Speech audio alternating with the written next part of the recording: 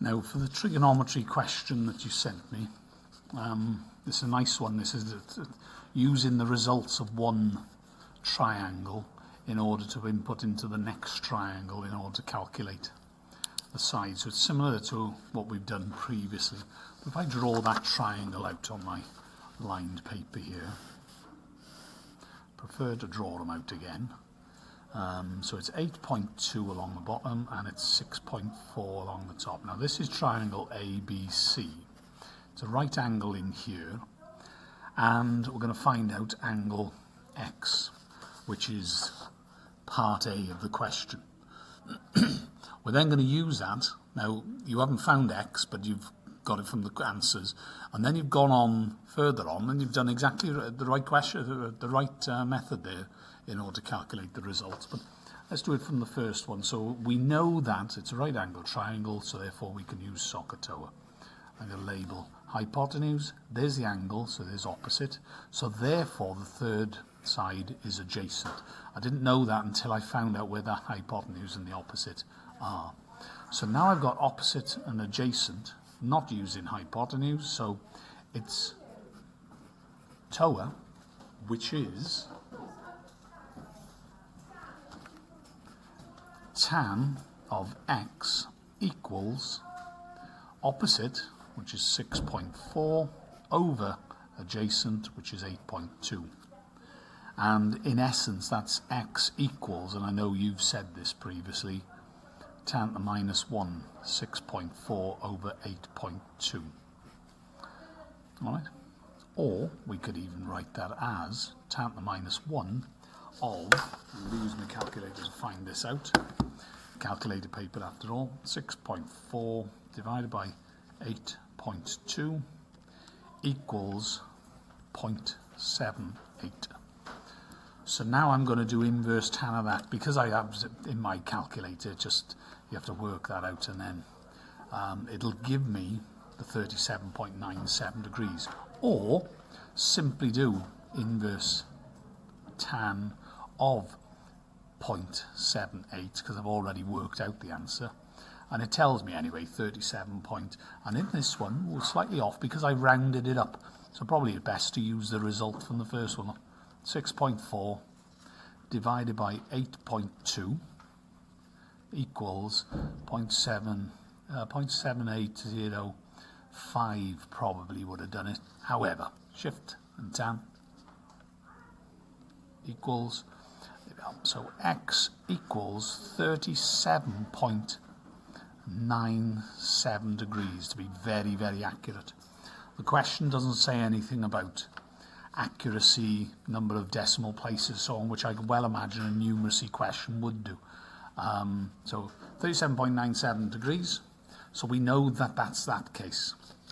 Now you've already done this, that now you know that that is 37.97 degrees. Because you know that, it marked in here that this is a right angle triangle. Oh yeah, oh, sorry, this is a right angle here. So therefore 90 minus 37.97 is going to give you this angle here, which you've got as 52 degrees. Now if we're being this accurate, 37.97, it's actually 32.03 degrees. Sorry, 52.03 degrees. So let's say that, let me draw my next triangle.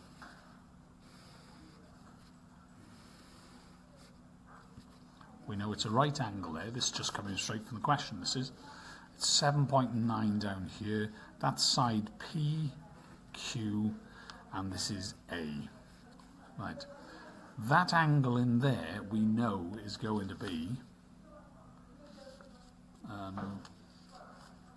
works out from there, is 90 minus 37.97.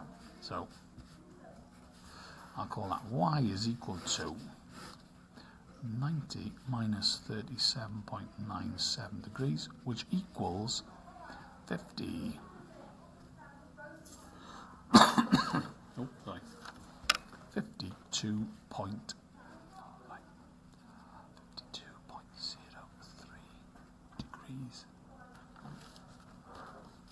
be a little more accurate than the question says, although you've gone ahead and done this correctly. But we now got an angle, which we know, 52.03.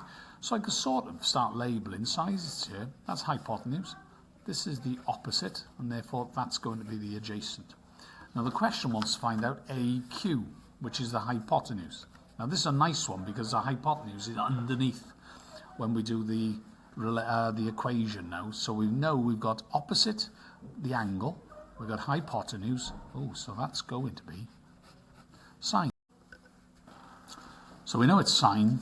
So it's sine of 52.03 degrees equals opposite over hypotenuse. Opposite is 7.9, and the hypotenuse we'll call AQ. Now just rearranging the equation gives us AQ equals 7.9 over sine 52.03 degrees, which is what you've been doing here. You've said 7.9 divided by sine 52, which is exactly what you got. And there we will get AQ equals, let me just get my calculator out and make sure we're working this out correctly.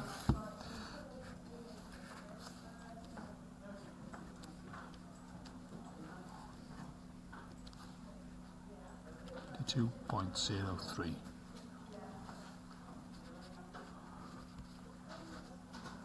10.02, and I'm looking at the questions, it's in centimetres. And there's my answer. Make sure it's clearly stated and you'll have no problem there at all. Points to watch out for is that rearranging of the equation, and also when you find out an angle you need to do the inverse of the trigonometrical function. And here make sure that you're using values from one triangle in the other one, as we've seen in our practice session.